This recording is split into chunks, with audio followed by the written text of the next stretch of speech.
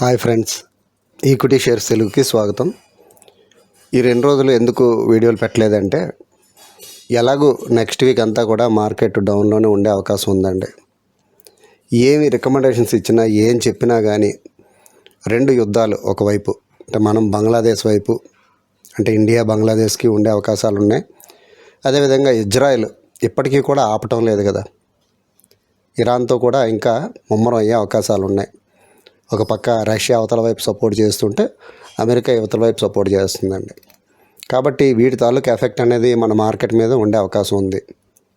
అదేవిధంగా ఈ జపాన్లో ఎన్ తాలూకా ఇష్యూ ఒకటి, దానివల్ల కూడా మార్కెట్ డౌన్ అయ్యే అవకాశాలు ఉన్నాయండి. కాబట్టి మార్కెట్ వచ్చే వారం అంతా ఒడిదొడుకులతోనే ఉంటుంది. కాబట్టి ఏ రికమెండేషన్ ఇచ్చినా అది ఫెయిల్ అవ్వచ్చు, సక్సెస్ కాకపోతే కన్ఫామ్గా ఫెయిల్ అవుతుందన్నమాట. అంటే ఫెయిల్కి అయితే మీకు 90% ఛాన్సెస్ ఉన్నాయండి, సక్సెస్కి అయితే కేవలం 10% ఛాన్సెస్ మాట. అందువలన ఏ వీడియో కూడా పెట్టాలి అని అనిపించటం లేదండి. చాలా వరకు సెలెక్ట్ చేసాం షేర్స్ అనేవి, కానీ వాటిని ఇచ్చినా కానీ ప్రస్తుతానికి కూడా డౌన్ అవుతూనే ఉన్నాయి. మంచి షేర్లన్నీ కూడా డౌన్ అవుతూనే ఉన్నాయి.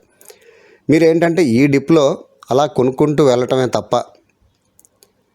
ఎక్కువగా ఉన్నాయని మనం ఆలోచించకుండా తక్కువ అవుతున్నప్పుడు ప్రతి షేర్లు, అంటే మీ పోర్ట్ఫోలియోలో ఉండే షేర్స్ని తక్కువ అవుతున్న కొద్దీ మనం పెట్టుబడి పెట్టుకుంటూ వెళ్తే ఆటోమేటిక్గా మనకి ఒక రేటు దగ్గర ఫిక్స్ అయిపోతుంది. మనకి ఆ రేటు మనకి వేగంగా వచ్చే అవకాశం ఉంటుంది అన్నమాట మార్కెట్లోనే. అప్పుడు మనం బయటకైనా రావచ్చు, లేకపోతే పెట్టుబడిని కంటిన్యూ చేయవచ్చు అన్నమాట. అంటే లాంగ్ టర్మ్ కానీ షార్ట్ టర్మ్ కానీ ఏదైనా మనం చేసుకోవచ్చు. కాబట్టి ఇటువంటి డిప్లోని మార్కెట్లో బయింగ్ అనేది చాలా మంచిది చేసుకోవటం వల్ల మీకు అత్యధిక లాభాలు వచ్చే అవకాశాలు ఉంటాయన్నమాట. ఎప్పుడు పడుతుందో ఎప్పుడు పెరుగుతుందో ఎవరికి తెలియదు కదా, ఎవరు కరెక్ట్గా ఊహించలేరండి మార్కెట్లని. ఉండొచ్చు అంటారు తప్ప ఉంటుంది కంపల్సరీ అని ఎవరు చెప్పలేరు. ఏ మార్కెట్ అయినా సరే ఎవ్వరు ఊహించలేమన్నమాట. అంటే ఇలా ఉంటుంది అలా ఉంటుంది అని చెప్తామన్నమాట. కాబట్టి ఒక్క వారం అంతా కూడా, వచ్చే వారం అంతా అంటే ఇంకా ముందు ఉండొచ్చు, కానీ వచ్చే వారం మాత్రం ఎక్కువ నెగిటివే ఉంటాయండి 5 రోజుల్లోనే మనకి. కాబట్టి ఫ్రెండ్స్ చూసుకోండి, పెట్టుబడిని మాత్రం సద్వినియోగం చేసుకోండి, కొంటూ ఉండండి, అమ్మడాలని పెట్టుకోవద్దు. పెరిగితే మీరు కొన్న తర్వాత అదే రోజు పెరిగితే వెంటనే అమ్మేసుకోండి. 3%, 4%, 5% వచ్చినా చాలు. ప్రస్తుతానికి ఏంటంటే అలాగా బయటకు వచ్చేటం మేలు.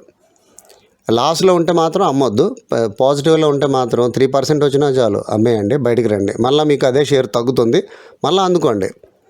ఆ రేట్ అయినా అవ్వచ్చు, మీరు కొన్న రేట్ అవ్వచ్చు, ఇంకా తక్కువ రేటుకి కూడా మీకు దొరికే అవకాశాలు ఉంటాయన్నమాట. అప్పుడు కొనుక్కుంటే ఇంకా మంచి లాభాలు వస్తాయి.